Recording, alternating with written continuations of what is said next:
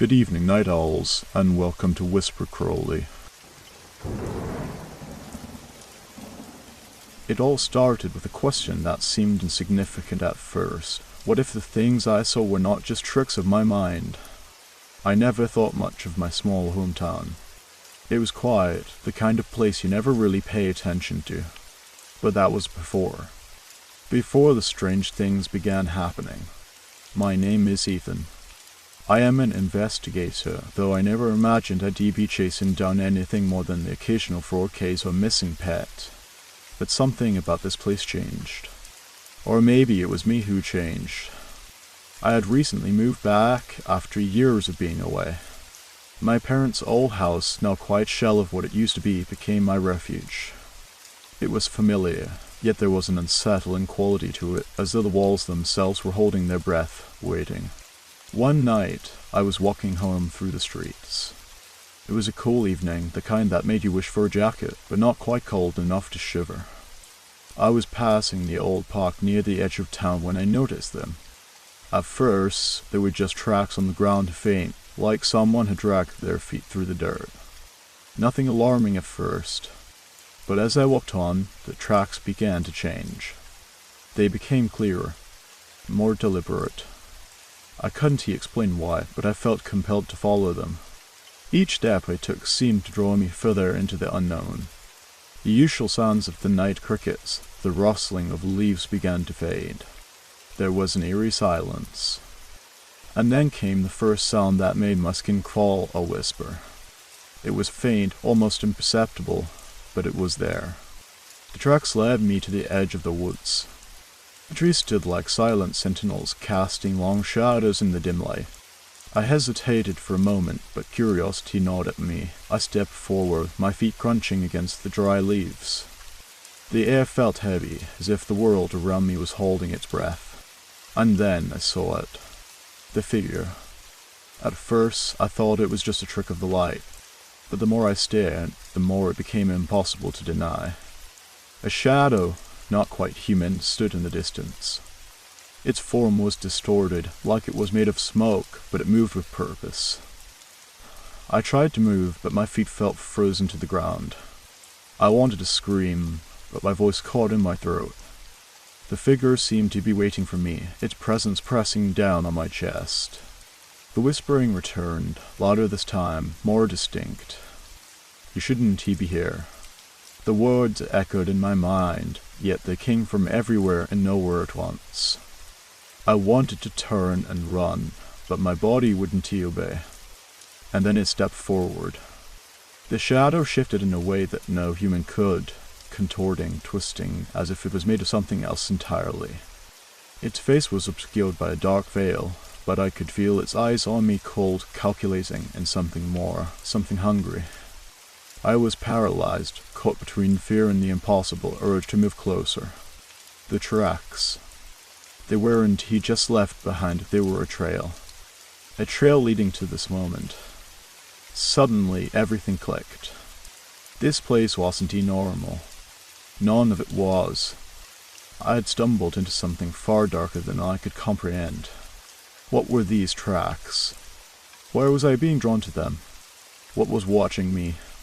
I didn't know then, but I had already taken the first step down a path from which there might be no return. I don't know how long I stood there, paralyzed, but the moment felt like an eternity. The shadow, if you could even call it that, didn't move closer, but I could feel it watching me. I forced myself to take a step back. And then another. Each movement felt like it was fighting against an invisible weight, but the closer I got to the edge of the woods, the lighter I felt. My heart pounded in my chest, and my breath came in short, shallow bursts.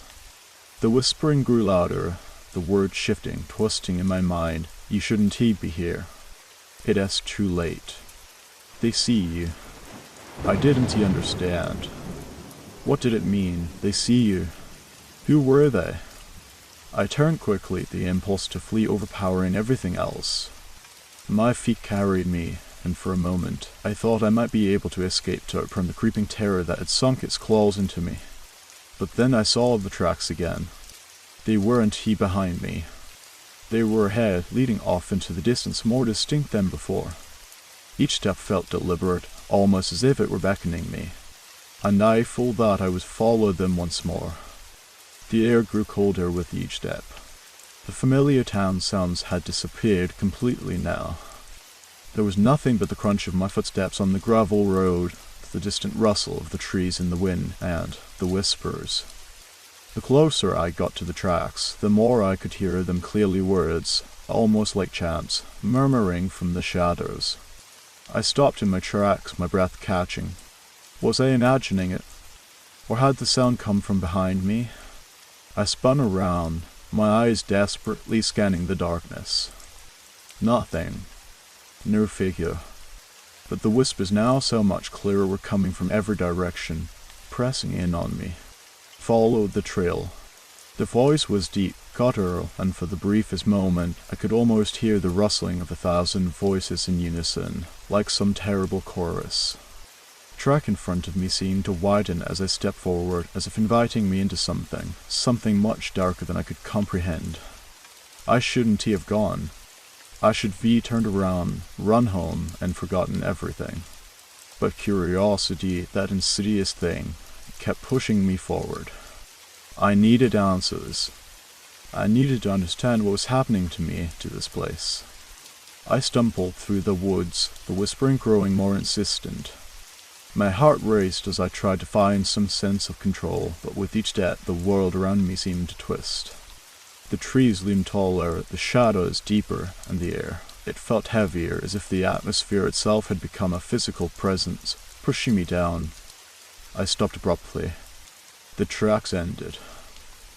They led to a clearing in the forest, a place I'd never seen before, even though I'd walked these woods countless times as a child. In the center of the clearing was an old stone well. The stones were weathered, covered in moss, and the air around it had a distinct, damp smell like something ancient, untouched by time. But it wasn't the well that caught my attention. It was the ground around it. The earth was disturbed like someone had been digging there. There were fresh tracks, but these were anti-human. They were larger, animalistic, and they circled the well as if they were guarding it. I approached cautiously, my mind racing. What was this place? What was the purpose of the well? Was it connected to whatever force had been pulling me here? The whispers came again, louder now, almost desperate. You shouldn't be here. I knelt, inspecting the ground. The soil around the well was soft, and I noticed something strange, a broken, rusted chain half buried in the dirt. I pulled at it, my fingers trembling, and the links came free with a sickening metallic sound. Something shifted beneath the surface, something far darker than the ground could contain. Without warning, I heard a snap behind me. My heart froze, and I spun around, my breath caught in my throat. A figure emerged from the shadows. No, something emerged. It wasn't the same shadow I had seen earlier, but the feeling was the same. The same suffocating presence. It was tall, too tall to be human, with arms that stretched unnaturally long, its body draped in something like tattered, dark cloth. The air around it grew colder, and its face, it didn't have a face. Just a hollow, empty space where one should be, but I could feel its eyes. Eyes that weren't eyes at all, just empty pits that seemed to swallow everything. The creature didn't move, but the ground beneath me seemed to tremble. The whispers grew frantic. Get away. I had no choice. I turned and ran, my legs carrying me faster than I thought possible. The creature didn't follow, not yet, but the darkness behind me felt alive, chasing me, reaching out. I had to escape, but I had no idea how. I stumbled back to my house, my heart pounding in my chest, but as I stepped inside, the feeling of being watched never left. The whispers had stopped, but the weight of them lingered, pressing against my mind. The tracks, the creature, the well, all of it was connected, and I had no idea what was waiting for me next. But I knew one thing for sure, I couldn't ignore it anymore. The answers I sought were out there, somewhere, and I couldn't stop now. The sun had barely risen the next morning, and yet the weight of the night was still hanging heavy in the air. I hadn't slept, not even for a second. Every time I closed my eyes, I could still hear those whispers, the echoes chasing me through the dark. The image of that creature seared into my mind. I wasn't sure what I expected to find when I woke up, but it wasn't silence. The house, which had always felt like a safe place, now felt like a prison. Each creak of the floorboards, each groan of the old walls, seemed too loud, too deliberate. The memory of the well of those unnatural tracks had left me with a gnawing feeling in the pit of my stomach. I had to go back. It was madness, I knew that. The creature, the whispers, the ominous presence, everything pointed toward danger. But I couldn't stop. I had to understand what it was, why it was happening to me, why I felt like I was being dragged deeper into something I couldn't control. I made my decision, almost automatically, and within the hour, I was driving toward the woods. The roads were empty, silent, as if the entire world was holding its breath along with me. The drive felt longer than it should have. With each passing minute, I felt more disconnected from reality, like the world around me was slipping out of focus. I was looking for something, anything that might explain what I had witnessed, what I was still feeling.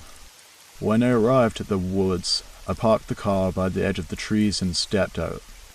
The air was thick with moisture, the ground damp from the previous night's rain.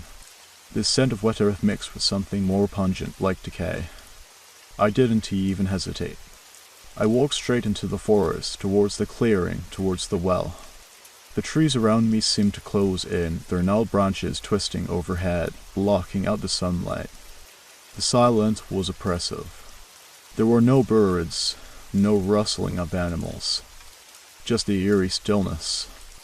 As I reached the clearing, the well appeared just as it had the night before, ancient and weathered. But now, it didn't feel like just an abandoned relic. It felt alive. The air around it was charged, almost vibrating with an energy I couldn't place. I approached cautiously, my eyes scanning the ground for anything that could explain the strange disturbances. The tracks were still there, only now they looked even fresher. Almost as if someone or something had been walking around the well just minutes before I arrived. I crouched down, inspecting the ground. The dirt had been disturbed recently, and the broken chain was still half buried. My heart skipped a beat as I ran my fingers over the rusted metal. There was something off about it, something that didn't sit right. A rustling sound behind me snapped me back to reality, and I whipped around, heart in my throat. The figure was there again, but this time it was closer.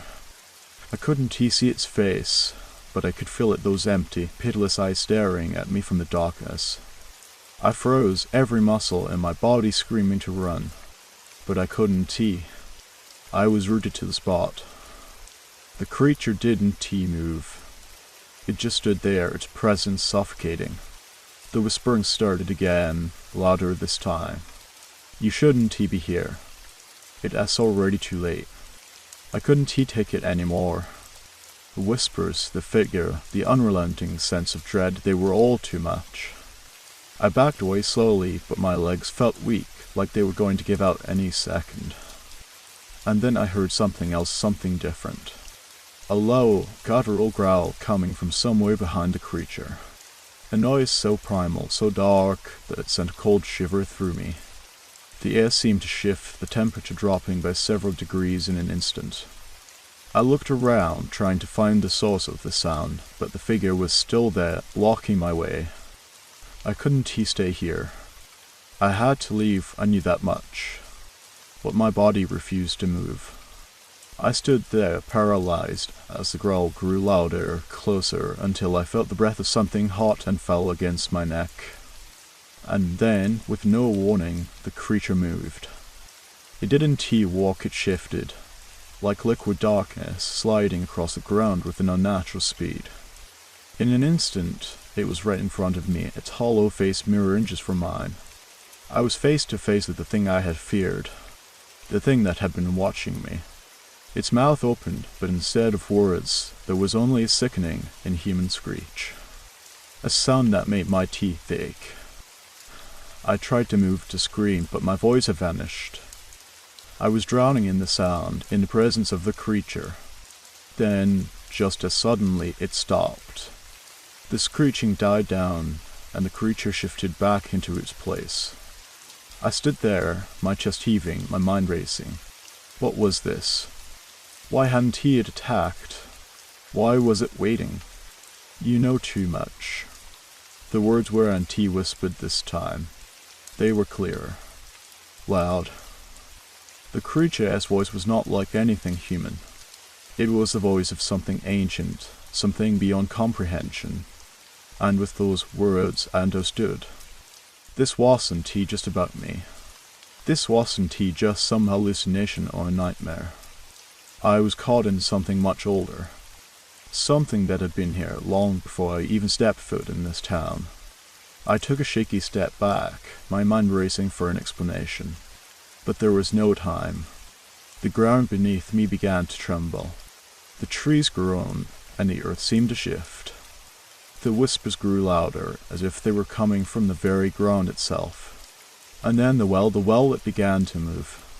The stones cracked, the earth around it buckled, and from within the darkness something stirred. I turned and ran, but not before I saw the shadow rising from the well, taller than any man, wider than any creature. And I knew then, without a doubt, that the thing in the woods wasn't the only danger. The real terror was yet to come. I didn't know if I'd make it out of there alive. I didn't know if anyone would. But one thing was clear, this town was cursed. And the truth? The truth was far worse than I could have ever imagined. I ran. Every step felt like it could be my last. The air had thickened, growing heavier with each frantic breath I took. The trees, once just silent sentinels, now felt like they were closing in on me, their twisted branches reaching out like claws, as if they, too, wanted to claim me. The creature from the well had not followed me, but I could feel it. Its presence lingered in the very fabric of the forest, pressing against my chest with a weight that was almost unbearable. I tried not to look back, but I couldn't help myself. The clearing where the well had been, the shadow rising from it was burned into my mind. The ground had split open, and the dark, writhing mass that had emerged was too horrible to comprehend. It wasn't just a creature, it was a force, ancient and malevolent, something far older than the land itself. The whispering started again, distant but growing louder, like it was calling me back, urging me to return to the clearing. You cannot escape. It sees you. They see you. The thought nearly paralyzed me, but I forced myself to keep moving, stumbling over uneven ground, my heart racing, my legs burning with exhaustion. I needed to get out.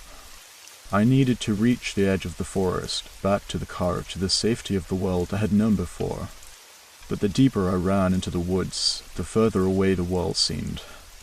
I wasn't sure how long I had been running, minutes, hours, time felt irrelevant. It was as if I had been swallowed by the forest itself, and now I was nothing more than a speck in its vast, suffocating darkness. I stopped suddenly, gasping for air. The trees around me seemed to shift, bending in ways that were wrong, unnatural. I blinked trying to clear my vision, but the forest had changed. The familiar path I had been following was gone. The ground beneath me felt different, softer, almost as if it were alive. It was like I had entered a new place altogether, a place where time no longer existed. My breath hitched in my throat as a new sound reached my ears. A low, rhythmic thumping, like the beat of a massive heart. It was coming from all around me, vibrating the very ground beneath my feet. I turned in a circle, trying to locate the source of the noise, but there was nothing to see.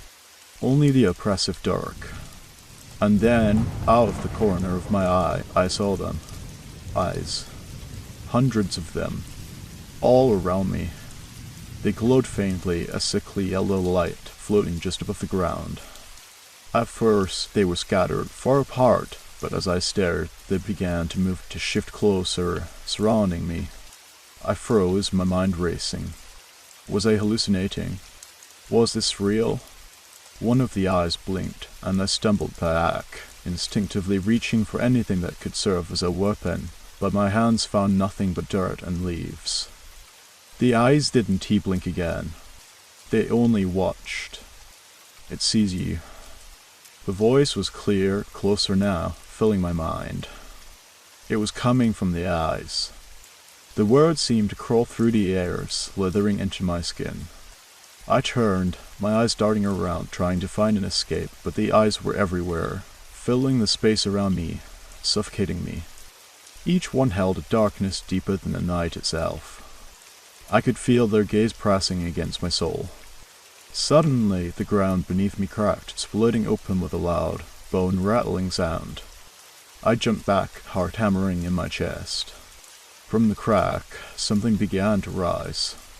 The air turned frigid as a figure slowly emerged from the earth, a tall, skeletal form with jagged limbs that scraped against the soil like claws. It was covered in ancient, rotting cloth, a tattered shroud that seemed to twist and writhe as if it were alive. The figure's head was tilted at an unnatural angle, and its empty eye socket stared at me with the same haunting yellow light that filled the woods. I couldn't move. My body refused to obey. The creature took one step forward, then another, until it stood directly before me. I could feel its cold presence, its unnatural weight, pressing against me. It didn't speak, didn't make a sound, but I could feel its intentions, its hunger radiating from it.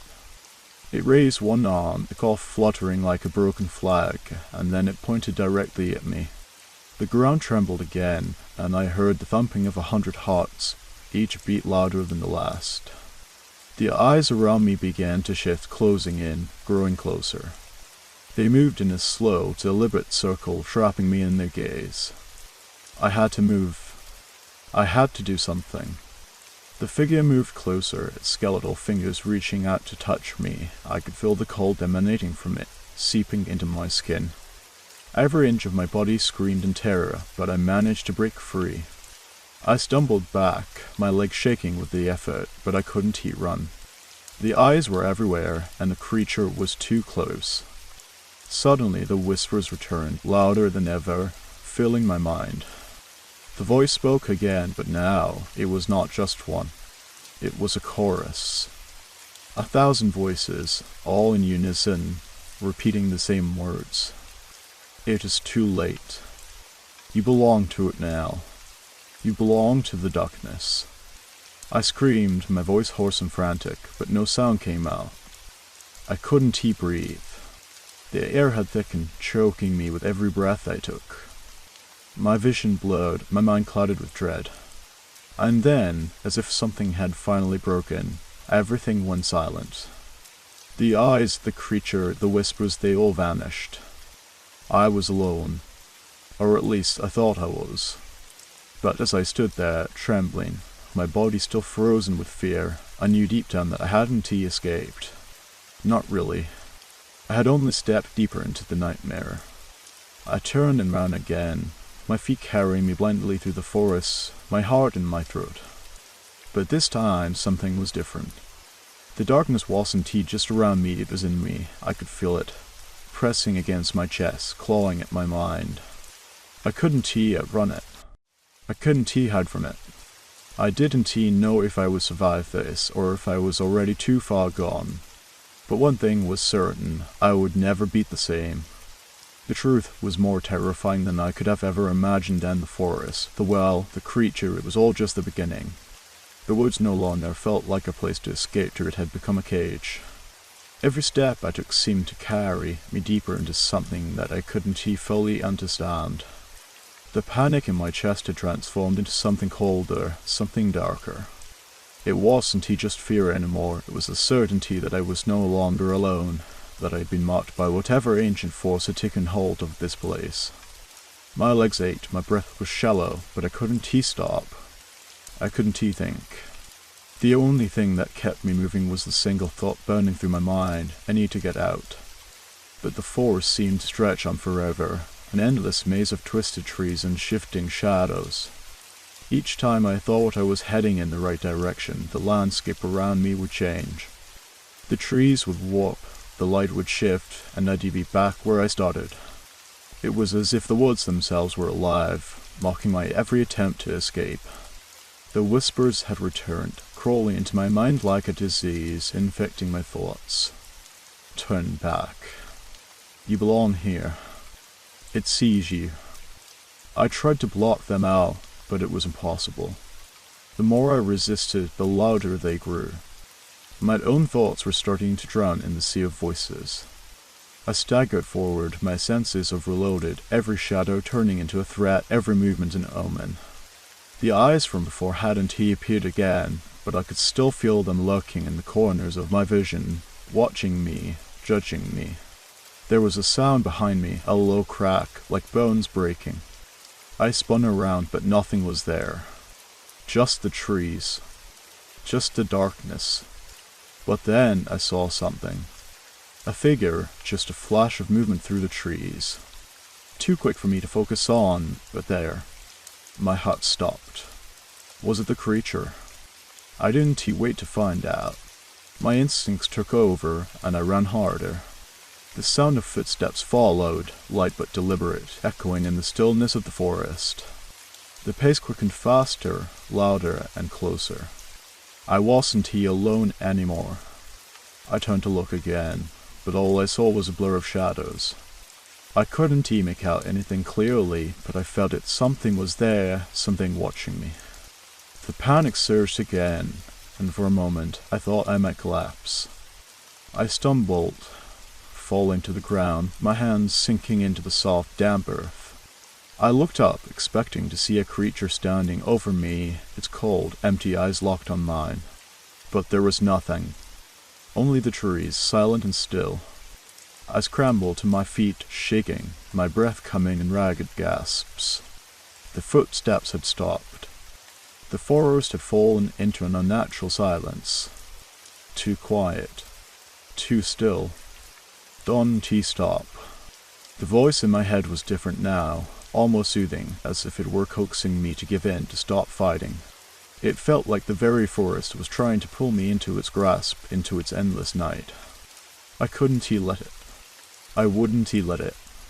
But the longer I stayed, the more the trees seemed to bend toward me, their branches stretching, their gnarled limbs reaching for my soul. The ground beneath me trembled once more, and I heard the distinct sound of a voice. Not a whisper. A scream. A scream that seemed to come from all directions, filling the air, filling my mind. It wasn't just the creature. It was something else. Something older. I pressed my hands to my ears, desperate to block it out, but the sound only grew louder, more insistent. I felt it in my bones, in my teeth. The scream was inside me, clawing its way to the surface. My eyes watered, and my chest felt like it was caving in. And then, just as suddenly as it had begun, the scream stopped. Everything went deathly silent once again, but this time something was different. I looked around, and there it was. The well. It was back. The same well from the clearing, but it was now standing in the middle of the forest, surrounded by blackened, twisted trees. The once innocent hole in the earth had become something else entirely. Its stones were slick with dark, pulsing veins that seemed to breathe. The air around it hummed with energy, a presence so thick it made my skin crawl. I stumbled toward it, my legs moving without my command, as if the well were pulling me closer. The voices in my head had quieted, but in their place, there was a feeling, an overwhelming pull toward the well, as if it were the heart of everything that had happened. And that is when I saw it. The reflection. At first, I thought it was just a trick of the light, something my mind was making up in the haze of fear. But as I leaned closer, the reflection became clearer. It was me. Or it looked like me. But there was something wrong about it. The figure in the water smiled, a grin that twisted at the edges, unnatural. It was as if I were looking at a distorted version of myself, one that had been broken, corrupted. I reached out, my hand trembling, and as I touched the surface of the water, the reflection rippled, distorting further. And that is when I saw something moving beneath the surface. Something, watching me. The figure in the water was no longer just a reflection. It was reaching up. I yanked my hand back in horror, stumbling away from the well as the ground beneath me shook again. The trees began to groan, bending as if they were trying to escape. The sky above darkened, and the air turned thick, suffocating.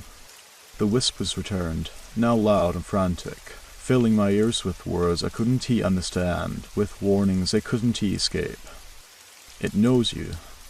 It knows your fears. I turned to run, but the ground was pulling me back, the earth itself reluctant to let me go. Every step I took was heavier than the last. The weight of the forest, of the creature, of the voices, everything was dragging me deeper into its web. And then I saw it. The eyes. The hundreds of eyes. They were everywhere now. Floating in the air, blinking and watching. The same sickly yellow glow. But this time, there was no escape.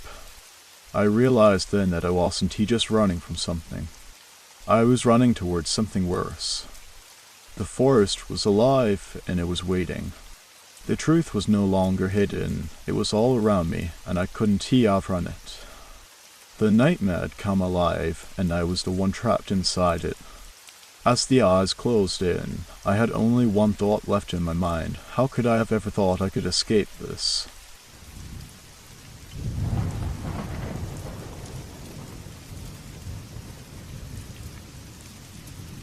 I hope you enjoyed the first story. If you did, don't forget to leave a like. But if I didn't do my job well, feel free to give it a thumbs down. Either way, drop a comment and let us know where you're listening from and what time it is for you. Now, let us continue. It all started with a question. Who are you? I wasn't sure why I asked it aloud, but I couldn't help myself. The air around me felt thick, like it carried the weight of secrets that had been buried for centuries. The old cemetery in the valley had always intrigued me, not because it was particularly famous or haunted, but because of the stories surrounding it, stories that no one in the village would talk about. I had heard the whispers. I was sure of it. They were soft, almost imperceptible, like distant voices on the wind. I hadn't thought much of them, not at first. But after my third visit to the graveyard, I could no longer ignore them. That day, the sun hung low in the sky, casting long shadows over the weathered headstones. The air smelled of damp earth, mixed with the faint scent of roses that seemed to bloom out of season. I walked carefully between the rows of graves, my boots crunching on the gravel path, the sound of it strangely jarring in the quiet stillness of the place. The cemetery was older than any building in the village. Some of the gravestones were half covered in moss, the names carved into them barely legible. There was one stone in particular that caught my attention. It was almost hidden by ivy, the name long faded into obscurity. I couldn't make out the letters, but the sight of it made my heart race. It felt as if it were watching me, like it knew I had come. I paused, staring at the gravestone, and that is when I first heard it. A soft whisper, barely a breath in the wind. Elena. I froze. My heart skipped a beat. My name. The voice sounded so real, so close, as if someone was standing right behind me, just out of sight. I spun around, expecting to see someone there. But the graveyard was empty, no one, nothing. It had been just the wind, I told myself. It had to be. I took a shaky breath and turned back to the gravestone. The whispers had stopped. I could hear nothing now but the steady rhythm of my own breath, the distant rustle of leaves in the trees. But then it came again. Lena, help us. This time it was clear. The voice was faint but insistent, as if pleading. I took a step back, my pulse quickening. I had heard of places where the past lingered, where the dead whispered their secrets to anyone who would listen. But I had never thought it would happen to me. The air grew heavier, thick with an oppressive silence. I couldn't shake the feeling that I was being watched, that there were eyes on me from the graves around me. It wasn't irrational fear, just an instinctive feeling that clawed at the back of my mind, growing stronger with each passing second. Who are you? I whispered, though I wasn't sure I was asking the right question. And then the wind shifted, and with it came a new sound. A soft scraping, like something dragging across the earth. My breath caught in my throat. Slowly, I turned my head, my gaze drifting toward the center of the graveyard. The ground there was disturbed, as if someone had recently dug up a grave. It wasn't a large area, but it stood out against the otherwise pristine rows of tombstones. The earth had been torn apart, the soil overturned, and in the center of it a stone slab had been moved, revealing a dark, yawning hole. I wanted to look away. I wanted to run, but my feet were rooted to the spot, as if the ground beneath me had claimed me, holding me there with an unseen force. The whispers returned, louder now, swirling around me in a dizzying blur of voices. Some were indistinguishable, fading in and out like the wind. Others were clearer, and I could make out fragments of words, fragments of names. Jenna, Samuel. They came and went like flashes of memory, each one sharper than the last. The names were old, forgotten, lost to time. But they weren't just names. They were more than that. They felt like a calling, like something desperate was trying to reach me. I took a step forward, unable to stop myself, my body moving of its own accord. The whispers intensified, like they were trying to drown me in their urgency. I stopped at the edge of the disturbed earth, my eyes scanning the hole in the ground. There was something down there, something I couldn't quite see, but I could feel it cold, heavy, and alive with something dark and ancient. And then I saw a hand, pale and lifeless, reaching up from the darkness. I staggered back, my breath coming in short gasps. My pulse pounded in my ears, and my chest tightened with a sudden, overwhelming dread. The hand, it wasn't just a hand. It was a symbol. A warning. Lena. The voice was now inside my mind, echoing through my skull like a drum. It was no longer just a whisper, it was a scream. I couldn't tear my eyes away. The hand was emerging, slow and deliberate, pulling itself from the grave with a sickening crack. The dirt around it shifted and settled, as if the earth itself was unwilling to give up what it had been holding on to. And then, just as quickly as it had begun, the ground stilled. The hand vanished. But the whispers remained. I turned and fled. The cemetery behind me felt like it was stretching on, unwilling to release its grip.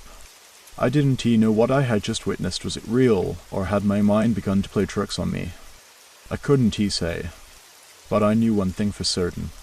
I had just heard the whispers of forgotten names. And they were calling me. I didn't stop running. My feet pounded against the gravel path, each step echoing in the eerie silence around me. The cemetery stretched endlessly behind, its shadows now longer, as though reaching for me. The whispers, they were still there, faint at first, but growing louder with each hurried breath I took. It felt as if they were following me. No, worse, it felt like they were pulling me back, pulling me deeper into something I wasn't ready to understand. But I couldn't turn back. Not now. Not after what I had just seen. I reached the gate, my hands trembling as I fumbled for the rusted latch. My mind was a whirlwind, a storm of confusion and fear.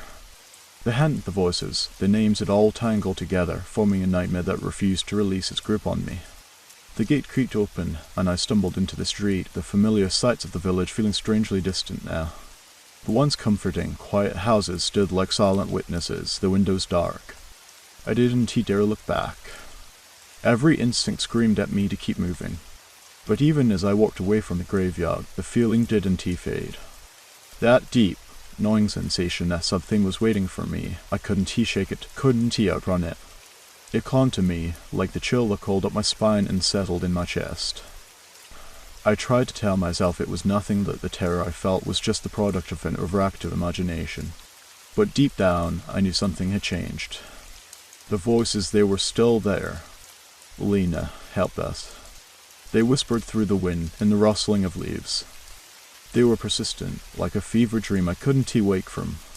Each voice was clearer now, each name more distinct, as if they were trying to tell me something important, something that tied me to that cursed place. I found myself standing in the middle of the village street, my breath shallow, my body tense. It was late, but the streets were eerily quiet.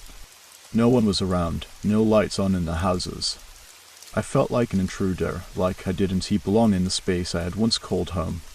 The walls of the village had never seemed so thick, the air so suffocating. My head throbbed. I couldn't focus. All I could hear were the whispers. I walked to my apartment, each step heavy, like my feet had turned to lead.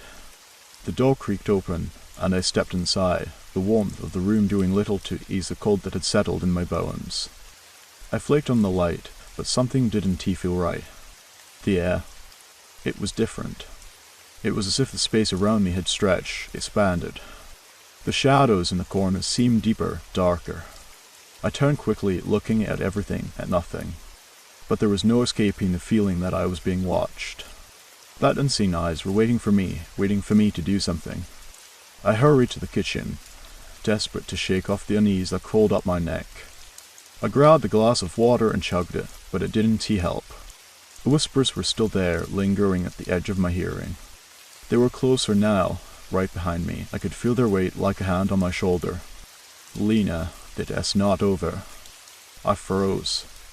The voice was right behind me. The cold touch of it slid across my skin, and I spun around, the glass slipping from my hand and crashing to the floor. Nothing. There was no one there. But I could hear them. The names.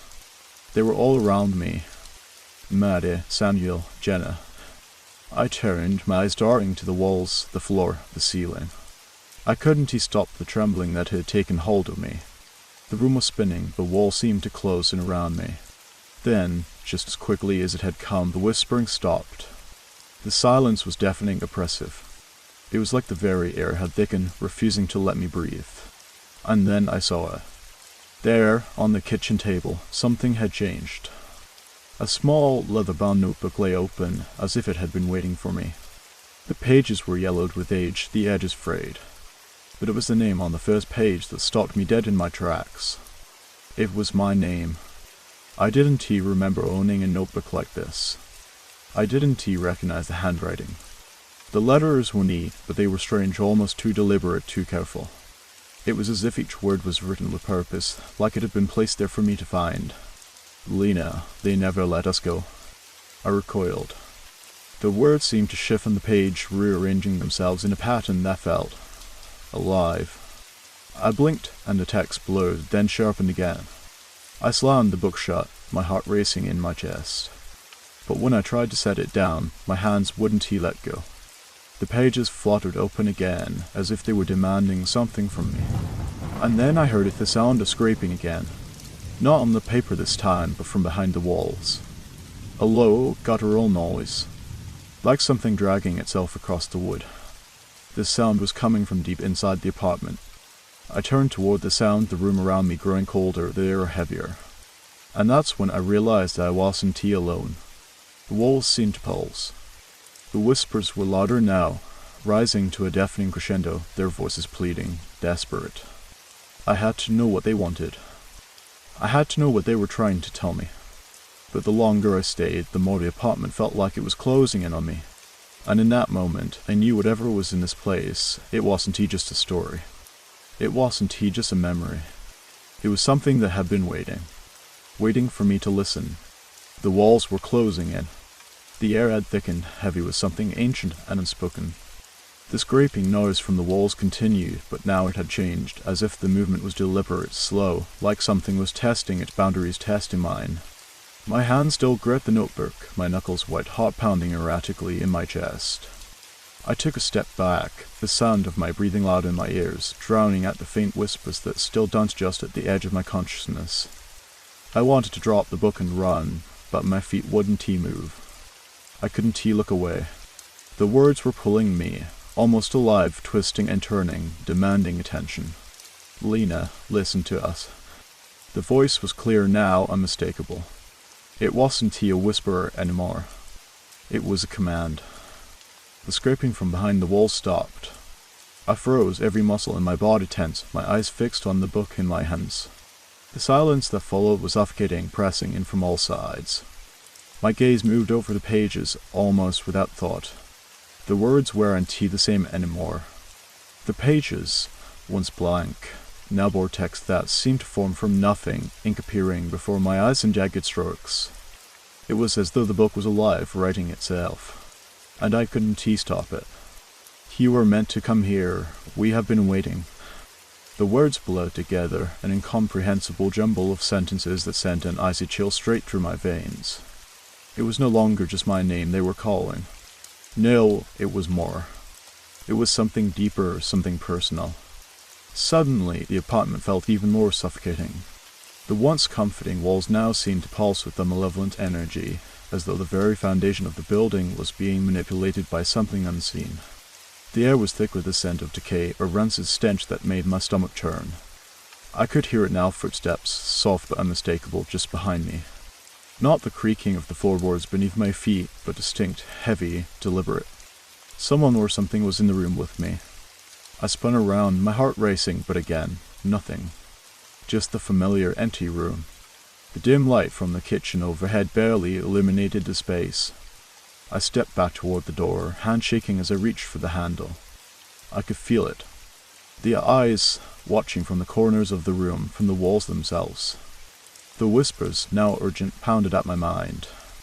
Leave, run, Lena, you must leave before it is too late. The words were frantic, desperate, as if the voices were trying to warn me, trying to save me from something. But save me from what? I couldn't think straight. My head was spinning. My body was frozen in place, a victim to some invisible force. The book was still open in my hands, its pages fluttering despite no breeze. They are coming for you. You are not alone. We are all here. I dropped the book in a fit of panic, backing away from it. The heavy thud of it hitting the floor echoed in the silence.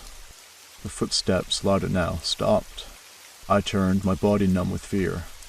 The shadows in the corners of the room seemed to stretch toward me, their shapes no longer familiar, as if they were reaching, writhing with something dark and unnatural. And then, just as I thought my heart would burst from my chest, the door slammed shut. A sudden gust of wind sent the curtains flapping wildly against the windows, a stark contrast to the suffocating stillness that had consumed the room just moments before. The temperature dropped sharply, my breath forming visible clouds in the air as I struggled to breathe. The room had shifted. It wasn't the same anymore. It no longer felt like a place of safety. It felt like a trap. I tried the door again. Locked. I turned the handle again and again, but it refused to budge. I ran to the window, but the glass felt strangely cold to the touch. My reflection stared back at me, but something was wrong. My own face pale, wide-eyed seemed distant, as if it wasn't mine at all. Then the whispering returned, louder, overwhelming. Lena, help yourself. I spun around, gasping, eyes darting across the room. The shadows in the corners were moving now, swirling as if alive, their shapes taking form, becoming more defined. For a moment, I thought I saw figures of people standing in the dark, their faces obscured, but their eyes staring directly at me. I wanted to scream, but no sound escaped. The air was too thick, my throat too tight. And then, as if in response to my fear, the book began to glow. The light was faint at first, but it grew brighter, pulsing, as if the pages themselves were breathing. The shadows recoiled from the light, but they didn't vanish. Instead, they morphed, becoming darker, more aggressive. The whispers intensified, their voices overlapping, as if dozens of people were speaking at once. I couldn't understand them, but I could feel their presence pressing in, suffocating, pulling me deeper into whatever this was. Whatever I had stumbled into. The glowing book sat there, waiting, its words now pulsing with the rhythm of my heartbeat. You must listen, Lena, the past. It never forgets. The walls trembled, as though the very foundation of the apartment was shaking under some terrible weight. The shadows in the corners began to move faster, growing more frantic, more violent. And the words from the book, the whispers, they all came together, filling my mind with images, flashes of things I didn't understand. Images of people I didn't know. Names I couldn't place. But one name lingered. One name stood out among the others. Samuel. A cold shiver ran down my spine. Suddenly, I was no longer standing in the kitchen. I was somewhere else. The air was damp. Heavy. A foul stench wafted through the air, and the ground beneath my feet was soft, like it was swallowing me whole. I looked around, but there was no time to focus on the surroundings. The whispers were louder here. Stronger. More forceful. And then I saw them. They were there, standing in the shadows, staring with hollow eyes. Figures from the past. Their faces were pale, their expressions twisted in a way that made my stomach churn.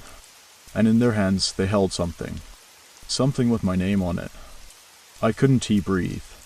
The air had turned cold again, biting into my skin, freezing me in place. The figures in the shadows shifted, their bodies twisting unnaturally, their faces pale and hollow seemed to glow faintly in the gloom. The ground beneath me was soft, as if the earth itself was swallowing me up, and every step I took felt heavier, like the weight of the past was pulling me down. I tried to move. My feet wouldn't respond. My body felt paralyzed, as though I was trapped in some nightmare where I couldn't wake up. But I could hear soft, raspy breaths from the figures in the darkness, their hollow eyes never leaving me. They held something. Each of them gripped something in their hands, a faded, fragile object that seemed to pulse with a dim, unnatural light. I squinted, trying to make sense of it. And then it hit me. It was a photograph. My heart skipped a beat. The image was blurry, worn out from age, but there was no mistaking it. The figures in the photo were me.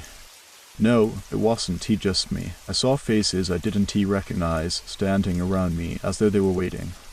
Watching. The figures in the shadows, the ones now closing in, had their faces, their bodies, their expressions all contorted and twisted in agony. Lena. The whisper came again, soft and chilling, but it was different this time. It was closer. A voice, a single voice, echoing inside my head like a broken record, repeating my name over and over again, each time filled with more urgency. I forced myself to look at the figures in front of me, my eyes locked on them, but I couldn't tear my gaze away from the photograph they held. The faces in the image half faded as though they were never meant to be seen, were eerily familiar, but I didn't know them. Who were they? Why was I in that picture?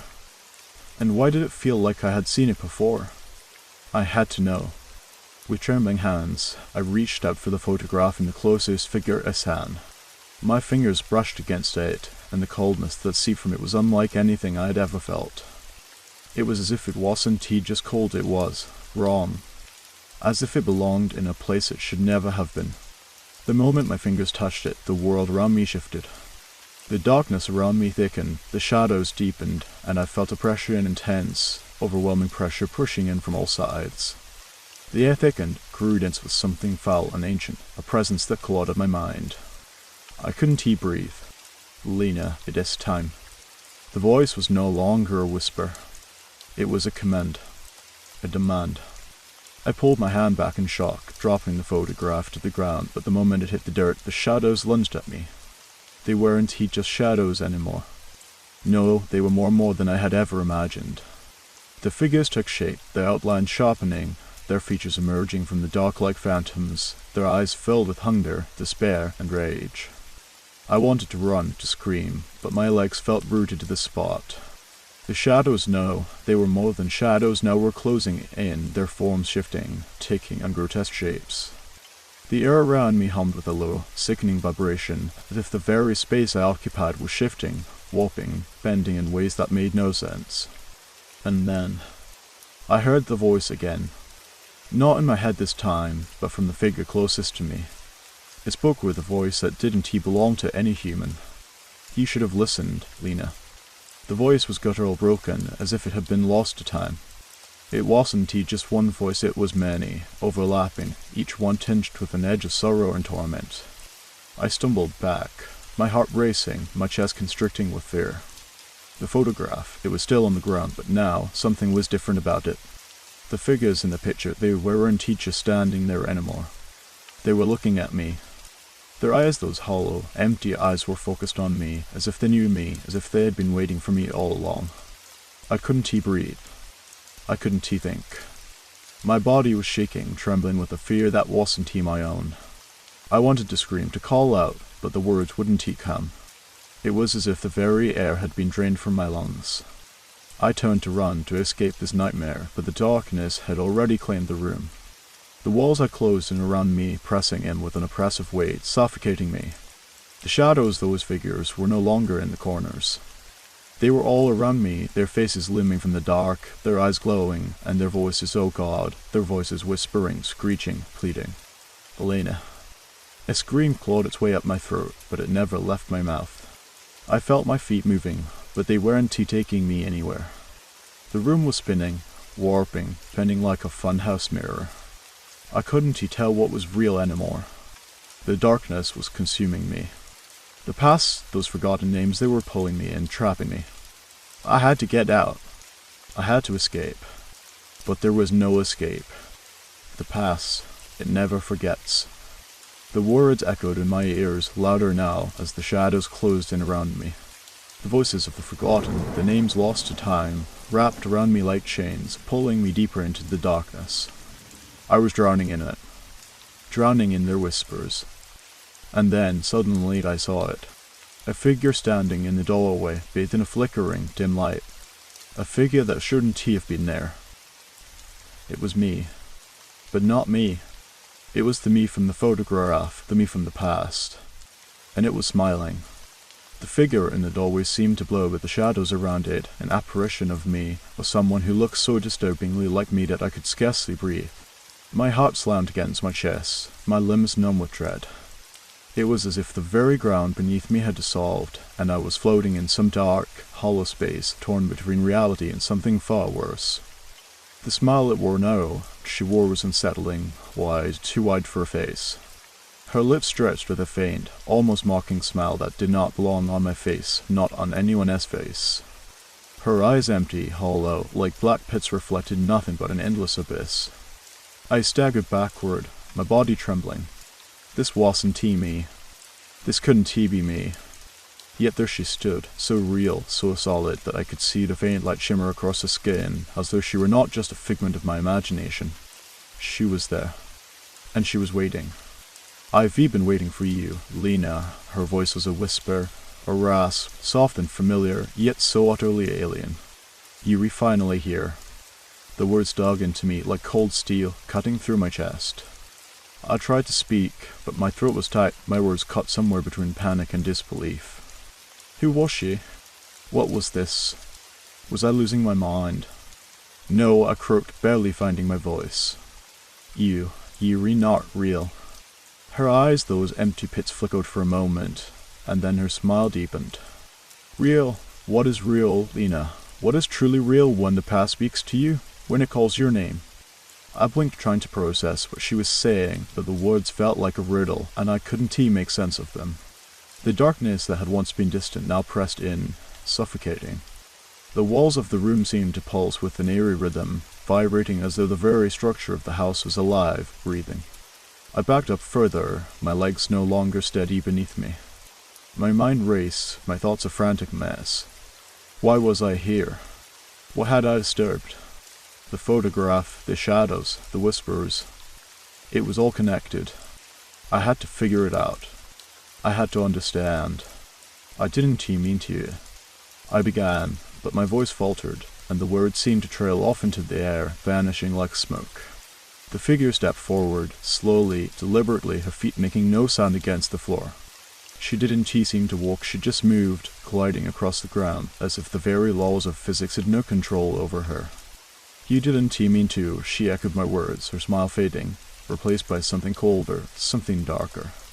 That's always the excuse, isn't it? I didn't mean to. She raised her hand, and I couldn't look away as she stretched her fingers toward me, those cold, black eyes fixed upon me. But it was always meant to happen, Lena. You couldn't escape it. We couldn't escape it. The room seemed to constrict, the wall shrinking inward as her presence grew larger, filling every corner. My chest tightened painfully, and for a moment I thought I would suffocate under the weight of her gaze. I don't understand, I whispered, the words barely escaping my lips. Who are you? Her expression softened for a moment, almost pitying, before it twisted into something grotesque, something sinister. Who am I? I am you, or rather, what you were always meant to be. I am the forgotten part of you, the piece that has been hidden for so long. I stumbled back, my hands reaching for something, anything, to steady myself. The air felt thick, oppressive. It was as if I was standing in the very heart of some terrible secret, a place where the boundaries between past and present, life and death, were no longer clear. No, I gasped. That is impossible. You not me. Her smile widened, and she tilted her head, her eyes glimmering with a darkness that sent a chill straight to my bones. I am you, Lena. I always have been. You see, there is something you don't remember, something you've been running from. The shadows in the room seemed to grow, to reach out toward me like fingers from the dark. I could feel the oppressive weight of them pressing in on me, suffocating me. And then I remembered. The voices, the whispers, the names I couldn't remember. The photograph, the faces. The figures in the cemetery. They had been waiting for me. The past was clawing its way back into my life, and I could feel its grip tightening, its cold fingers digging into my mind. Stop. I shouted, my voice breaking. I don't want to remember. I don't want to know. She laughed, a hollow, echoing sound that reverberated in the walls. You can forget, Lena, not anymore. The names are calling you, the past is calling you, and no matter how hard you run, you will always be tethered to it. I closed my eyes, trying to block her out, trying to hold on to some semblance of sanity. But it was no use. The shadows were closing in, the whispers were rising, louder now, swirling around me like a storm. And then, in the distance, I heard the faintest rustle. A sound that cut through the air like a blade. A name. Lena. It was soft, almost tender. But it was not my voice. It was the voice of someone long dead. A voice that had waited. A voice that had never stopped waiting. I opened my eyes. The figure myself was gone. And in the place where she stood, there was only darkness. But something was different now. The silence was gone. The air was thick with the sound of voices, a chorus of names, all whispering, all calling. And I knew, deep down, that I had no choice but to listen.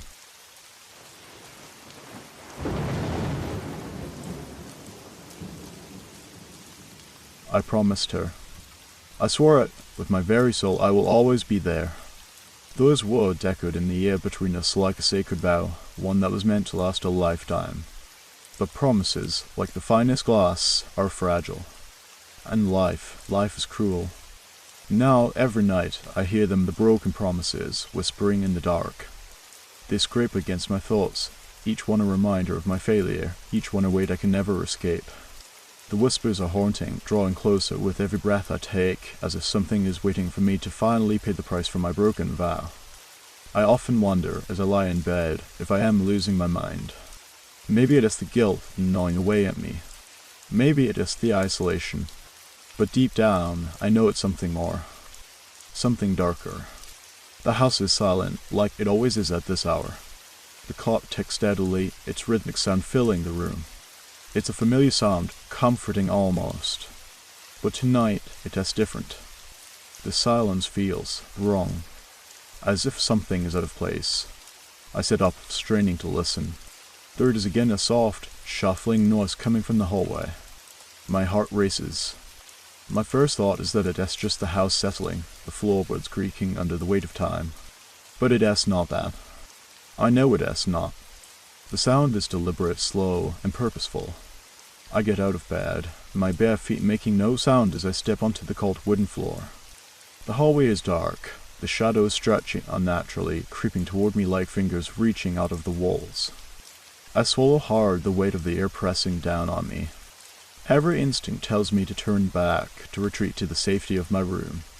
But how can I never can. The shuffling grows louder, closer. I inch forward, my body tense, my mind racing. What if I am wrong? What if it is nothing? But no. I know what I heard. I know what is coming. I reach the door to the hallway and freeze. There, at the end of the corridor, a shadow stands motionless, watching me. My breath catches in my throat. The shadow doesn't move. It just waits.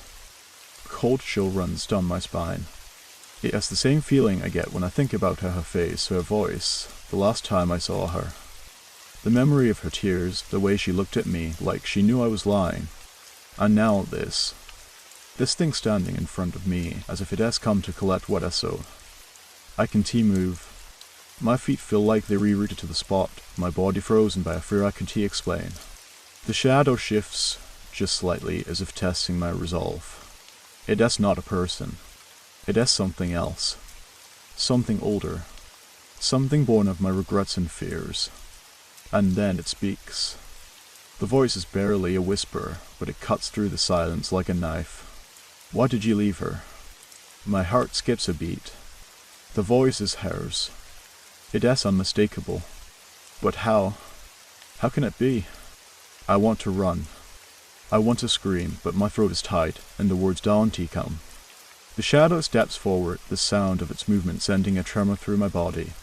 And with each step, the temperature drops. My breath comes in short, sharp gasps visible in the cold air. It is not just fear. It is something else. Something worse. The shadow stops just in front of me. I can see its face only the faint outline of its form. But I can feel it. I can feel its presence pressing against me, like a weight pushing me down. Do you hear them? The voice asks again, the words dripping with something darker. The promises you've broken? The floor beneath my feet creaks, and I glance down, startled. The floorboards are splintering, breaking apart, as if they, too, can no longer bear the weight of the guilt pressing down on them. My heart races, and I feel an icy hand grip my chest. The whispers start again, louder now, swirling around me like a storm. They are coming from everywhere, from the walls, from the air itself. The voices, they sound like hers, but not exactly. They retwisted, broken, as if they've been dragged through years of pain and regret. Each one seems to claw at my soul, digging into me, reminding me of the vow I broke. I stagger back, my mind spinning, my legs weak. The shadow looms closer, its form distorting, growing larger, its presence suffocating. She is waiting for you, the voice says, its tone both soothing and menacing. She is waiting for you to come home. I try to back away, but my feet feel glued to the floor. I want to scream, to fight, but all I can do is stand there, paralyzed by the weight of my past. And then the whispers stop. I look up. The shadow is gone. The hallway is empty. But the air, it is still heavy, thick with the remnants of its presence. The silence is deafening, and for a moment I wonder if I imagined it all. But then I hear it. The soft, familiar sound of footsteps echoing from the hallway. The footsteps are still there, faint, but undeniably real. They tap against the wood with a slow, deliberate rhythm, as if someone or something is pacing back and forth just beyond the reach of the light. I stand frozen, heart pounding in my chest, straining to hear, to understand what is happening. The house around me seems to grow colder, the shadows more pronounced. Each flicker of light from the dim bulb of cast grotesque shapes against the walls, distorting the familiar space into something unrecognizable, something hostile. I take a step forward, my feet moving almost against my will. I can stop. It is like my body is being pulled, shrouded by an invisible force, closer to the sound, closer to whatever waits in the darkness. The hallway stretches before me, and yet it seems to elongate with each step I take, like some nightmare where space itself refuses to cooperate. The walls feel too close, the air too thick, pressing in on me from all sides. I can breathe properly. My chest feels tight, as if something is sitting on top of it. And still the footsteps closer now, tap, tap, tap in the distance. They are soft, almost muffled, like the sound of someone walking on a carpet, but I know the floor is bare. It is a sound I've heard 1,000 times before, and yet now it is alien. On. I turn the corner, my hand trembling as I grip the edge of the wall. The hallway continues twisting, narrowing as I move. The wooden floor creaks beneath me, louder than it should be, each sound reverberating through the stillness of the house, a loud reminder that I am not alone. And yet, I feel like I am like something is watching me, waiting for me to make the next move. I reach the end of the hall. The living room is ahead, the faint glow of moonlight spilling through the window, casting long, distorted shadows across the floor. The room is too quiet. No sound. No movement. But I can feel that something is in here, and it is not just the memory of her. I step inside, my heart in my throat. The room is just as I left it, yet different. The air feels heavier, laden with something I can quite grasp. The faint smell of old books lingers in the air, mixing with a strange, metallic scent I can identify. My gaze moves slowly around the room, my eyes darting from one corner to the next, each shadow playing tricks on my mind. It is the silence that unnerves me the most. It is too still, too complete. I move across the room, my fingers brushing against the cold, smooth surface of the old wooden desk by the window. It is like a physical barrier between me and the outside world, a line I can cross. And then I see it. There, on the far side of the room, near the old rocking chair in the corner. It is small, almost insignificant at first glance. A single object sitting on the floor in the dim light. A broken piece of glass. The jagged edges catch the light, gleaming faintly like a shroud of some long-forgotten memory. I know what it is before I even get close. It is the ring. Her ring. The one I threw into the forest, the one I thought I had lost forever. The one that, in my mind, symbolized everything I had destroyed. The broken promise. The broken vow. I kneel down, my hand trembling as I reach out to touch it. The glass is cold, colder than anything should be. The moment my fingers brush against the shard, a sharp jolt runs through my body, like electricity sparking through my veins. I pull my hand back, a rush of panic flooding me. For a moment, I wonder if I am imagining this, if my mind is simply playing tricks on me. But the truth, like the sharp edges of the glass, is undeniable. I never threw it away. I didn't throw it into the forest. It never left the house. It was never lost. I look around the room, my eyes frantic, searching for any sign of what is really happening here. The room, the house, it is all wrong, everything is wrong. But the footsteps are back, that soft tap tap tap growing louder again, from somewhere beyond the living room. I stand up abruptly, my legs weak, and the air feels thick again, pressing down on me as though the house itself is holding its breath. It is coming closer. Something is coming closer. I turn toward the hallway, toward the sound, my heart racing. Each step feels heavier than the last, the weight of the air growing more oppressive. And then, suddenly, the silence breaks. The door to the kitchen slams open with a force that sends a shockwave through my body. My heart skips a beat as I glance in its direction. The kitchen is dark, completely dark except for a single light swinging overhead, casting eerie, disjointed shadows on the walls. A figure stands in the doorway.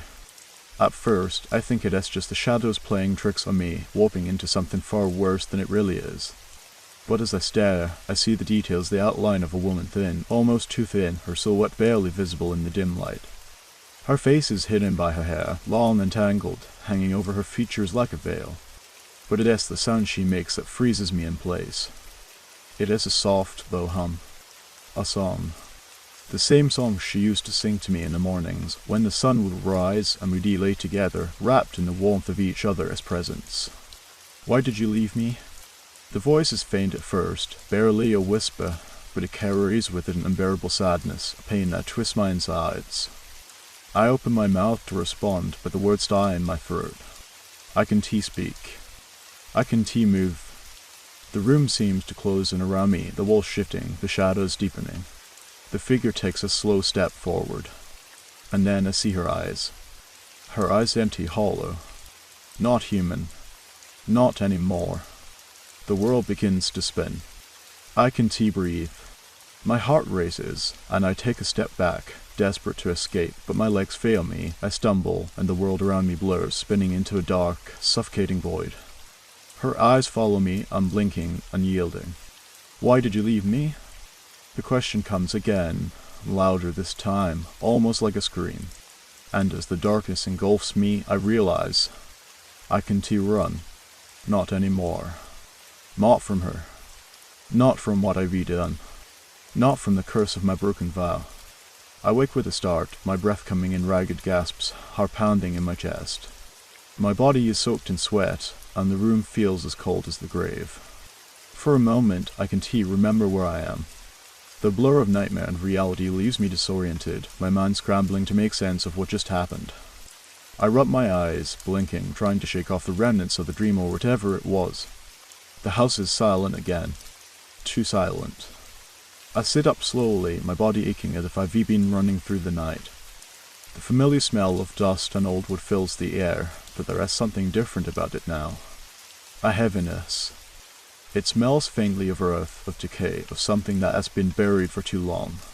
The light from the window casts long shadows across the floor, but it is not enough to reassure me. It only deepens the unease swelling in my stomach. I take a deep breath, forcing myself to calm down. It was just a dream, I tell myself. Just a nightmare, nothing more. I must be drifted off after that thing in the hallway. The figure in the kitchen. But as I sit there, my legs weak beneath me, the memories of the dream start to shift and take root. I can still hear that voice, that haunting melody she sang to me. Why did you leave me? It echoes through my mind, each word sharp and jagged, cutting through my thoughts like a knife. I can almost feel her presence again, as if she is standing just behind me, waiting for me to turn around, to face what I've done. I stand up, swaying slightly as I regain my balance. My head feels heavy, like it is filled with fog. The weight of everything, of the vow I broke, of the pain I caused, settles deeper into my chest. I rub my face trying to push it away, but the guilt, the fear, won't let go. I glance toward the door to the living room. The house is eerily still. There is no sign of the figure from my dream, no sound of footsteps in the hall. It is as if it was all just in my head. But I know better. I know it wasn't he. I step cautiously toward the living room, my bare feet making no sound on the floor. As I cross the threshold, I glance around, my eyes scanning every corner, every shadow. But everything looks normal. Too normal. The couch is in its place. The lamp on the side table flickers slightly, casting a soft glow on the wall. The windows are shut tight, the curtains drawn. Nothing is out of place, but everything feels wrong. I shake my head. It is just my mind playing tricks on me, I tell myself. The house is old, the isolation is getting to me. It is the guilt. I need to focus. But then I hear it. A soft, rhythmic tapping from the other side of the room. I freeze, my heart skipping a beat. The sound isn't coming from the walls this time, but from the floor. It is the sound of something or someone walking slowly across the room. I turn toward the sound, my pulse racing. There, in the corner by the window, I see it again. The ring. Her ring. The one I thought I had thrown away. The jagged shard of glass glimmers in the dim light, sitting innocently on the floor, just as it was before. My stomach churns. I take a step forward, my breath shallow. My hand is shaking as I reach down to pick it up. The moment my fingers brush against the cold glass, a shock runs through me stronger this time. It feels like I've been jolted by electricity, the current seizing my arm, sending a wave of pain through my body. I jerk my hand back, gasping for air, my chest tight. The room spins again, and I close my eyes, willing the dizziness to pass. But when I open my eyes, I see something that makes my blood run cold. A figure stands in the doorway. It is her. I know it is her, even though her face is obscured by the shadows, her features barely visible. She is wearing the same faded dress she wore the last time I saw her, the one she loved so much. It is torn now, ragged at the edges, as if it has been worn for years, not just days. The smell of earth and decay clings to her, mingling with the sweet fragrance of her perfume, twisted now into something sour, something wrong. "Why did you leave me?" she asks again, her voice a low rasp, like it has been scraped across the edges of time. I can't move. My legs are like lead, my body frozen in place. I want to scream, but my throat is dry. I open my mouth, but the words won't come. I just stand there, staring at her, unable to comprehend what is happening. She steps forward, the sound of her footsteps barely audible but unmistakable, echoing in the silent room. My heart races, the noise pounding in my ears. The shadows around her seem to shift, growing longer, stretching across the walls, consuming the space around her. Her eyes are empty, hollow, black pits where there should be life, where there should be love. And yet they hold something dark, something terrifying. Something ancient. I want to look away, but I can't. My body refuses to obey me, my eyes locked onto hers, drawn into the abyss of her gaze. Do you know what you've done? Her voice is softer now, but it cuts deeper, like a whisper in the back of my mind. You've broken everything, and now you will pay. The words are not just a warning. They re-promise. I finally manage to break free from her gaze, stumbling backward, my body shaking uncontrollably. I trip over the chair behind me, falling to the floor, but I can't stop. I can't escape. The shadows are moving, swirling around me, suffocating the room, twisting the very air I breathe. I push myself up, my palms flat against the floor, my heart pounding in my chest. I need to get out. I need to leave. But when I turn to run, the door slams shut. The room is sealed. Trapped. I am trapped. My breathing is ragged now, my hands trembling as the whispers begin again.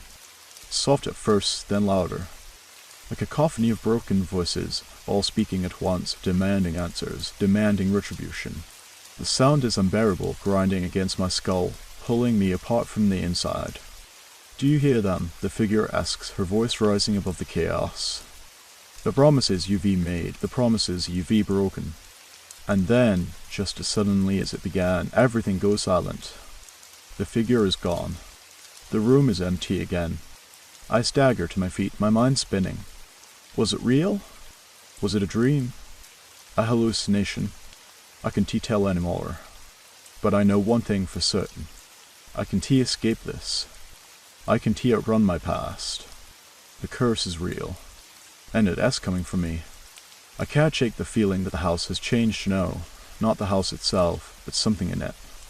Something that has always been there but is now awake.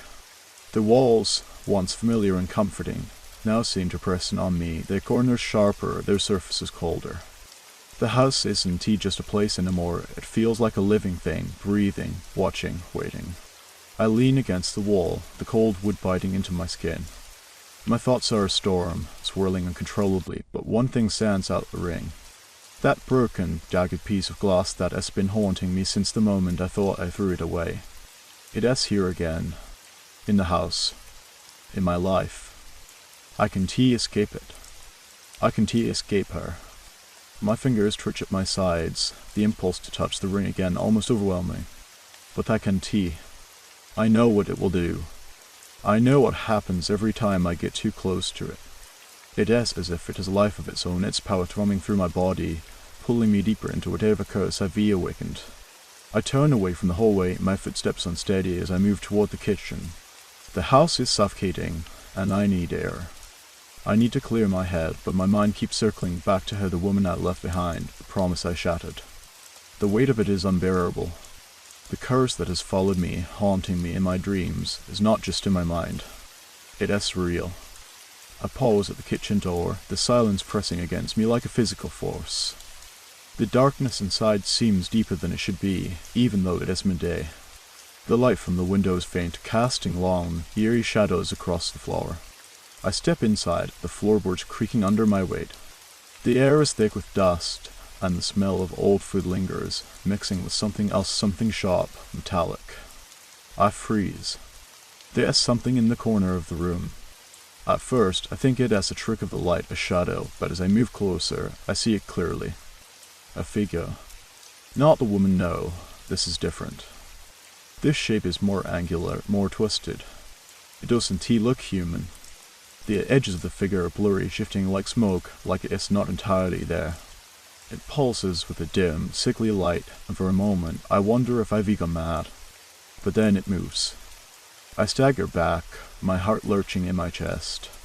My hands tremble as I reach for the doorframe, my legs giving way beneath me. The figure takes a step forward, and the air grows colder, colder than it has ever been. I feel the temperature drop, a chill creeping up my spine, my teeth clattering from the cold. A voice, soft but insistent, fills the room. It is low and guttural, barely more than a whisper, but it cuts through the air like a blade. "You shouldn't have come back." The words strike me like a physical blow. I gasp, trying to back away, but my feet won't move. The figure is moving closer now, each step deliberate, slow, as though it is savoring my fear. The shadows seem to lengthen around it, drawing closer, filling the space between us. I try to breathe, but the air feels thick, as if I am suffocating. The figure as shape becomes clearer. It is tall, unnaturally tall, its limbs too long, too thin. Its head is low, almost touching the floor, as though it has been bent out of shape. I can see eyes, two dark, empty holes in its face, glowing faintly, like smoldering coals. It doesn't have a mouth, but I can hear the voice again, echoing in my mind. "You cannot run from your past. You cannot escape the price you must pay." The words are suffocating, pressing in on me, filling my mind with images I can shake. Images of her of the day I broke my vow, of the look in her eyes when I walked away. Our tear-streaked face twisted in pain and confusion. The ring, the broken glass, the sharp edges of the promises I left behind. The figure steps closer, and I can feel the cold wrapping around me, seeping into my bones. I open my mouth to scream, but no sound comes out. It is like my voice is trapped, like I've forgotten how to make noise. The figure stops in front of me, its presence suffocating, its dark eyes boring into mine. I want to look away, to close my eyes, but I can't. I feel its gaze heavy and yielding. The voice fills my head again, louder this time, as though it is inside me, rattling my thoughts. You thought you could forget. You thought you could leave her behind, but she is still here, and so is the curse. The cold intensifies, and I feel myself losing control. My body is shaking, my limbs frozen, my chest tight as if the air itself is pressing against me. My eyes are wide with terror, and I can feel it, that dark, suffocating force pulling me toward the figure, toward the curse that has been stalking me, growing stronger with every step I take in this house. The floor beneath me creaks, and I look down to see cracks spreading across the wood.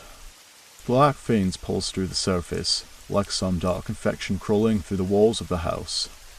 There is no escaping what you have done, the figure whispers, its voice like gravel scraping against stone. There is no redemption, only the price of your broken vow. I want to run. I want to scream. But my body is no longer mine to control.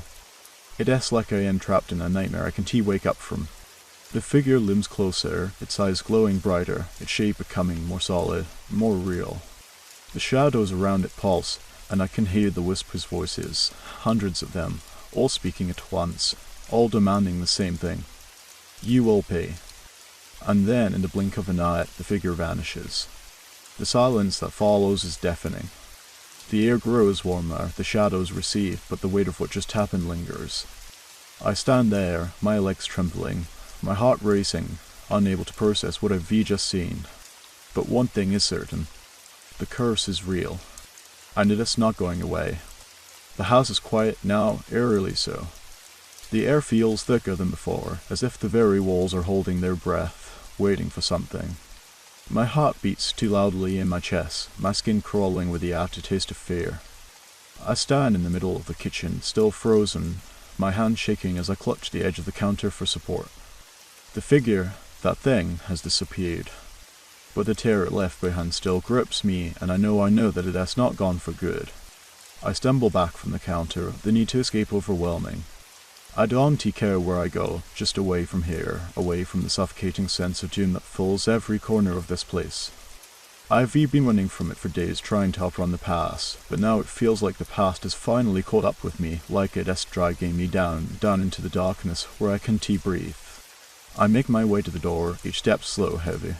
My fingers brush against the door frame, the wood rough and cold beneath my touch. I open the door, the familiar creak sounding louder than it should in the stillness of the house.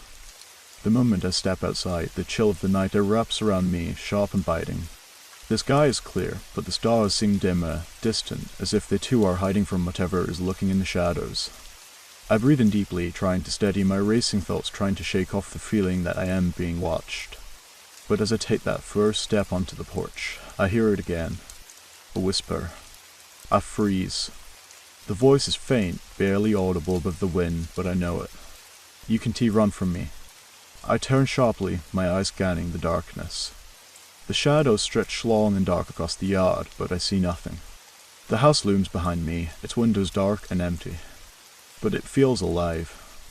Alive with the weight of my broken promises, with the curse that has been dragging me into its depths ever since I first broke my vow to her.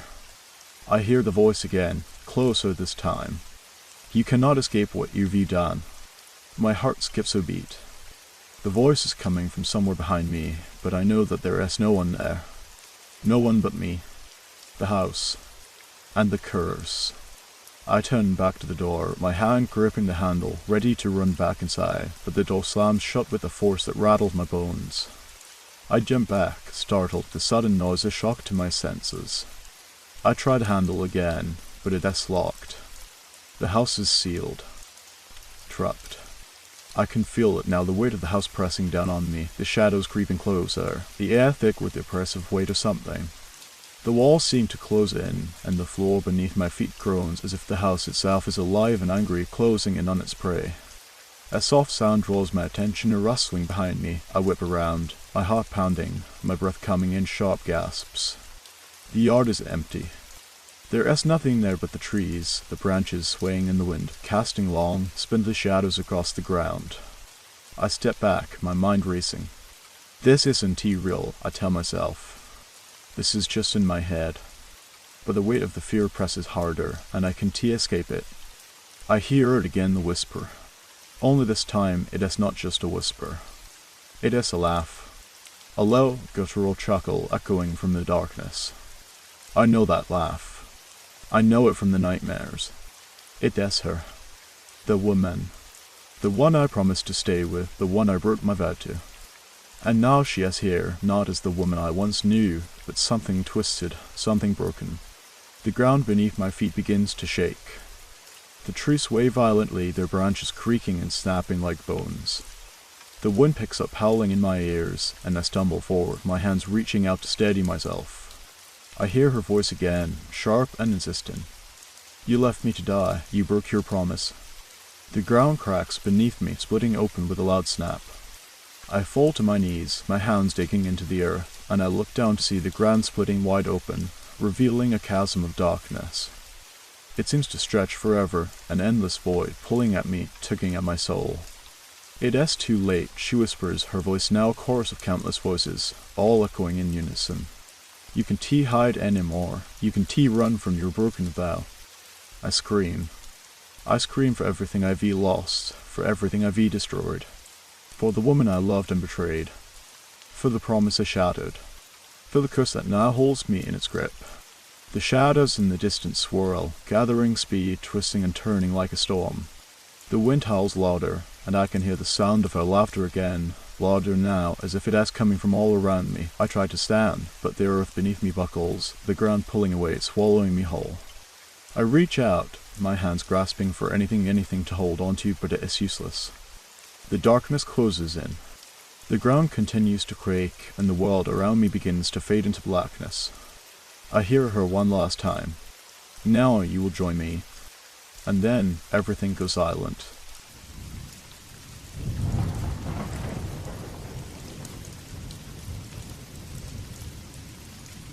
Oh, you made it to the end of the stories. That means it's the perfect time to subscribe so you don't miss future episodes. And if you haven't already, leave a like and drop a comment. I'd love to hear your thoughts. Have a great time relaxing, and good night.